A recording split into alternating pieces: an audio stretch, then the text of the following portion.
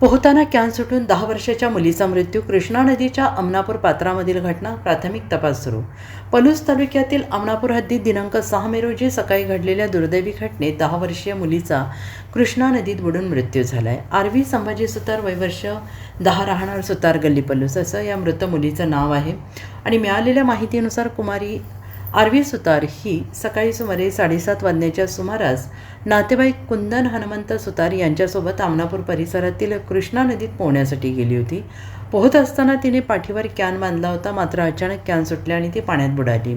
आणि या घटनेनंतर नातेवाईकांनी तिला तातडीनं ग्रामीण रुग्णालय पलूस येथे सकाळी 8:07 दाखल केले, मात्र वैद्यकीय अधिकाऱ्यांनी तिला मृत घोषित केले. आणि याबाबत डॉक्टर दिवटे यांनी पलूस पोलीस ठाण्याशी संपर्क साधून माहिती दिली. या घटनेची नोंद पलूस पोलीस ठाण्यात अकस्मात मृत्यू म्हणून केली आहे.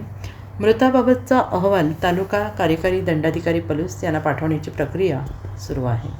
Bureau report, SVN Marathi, Palus.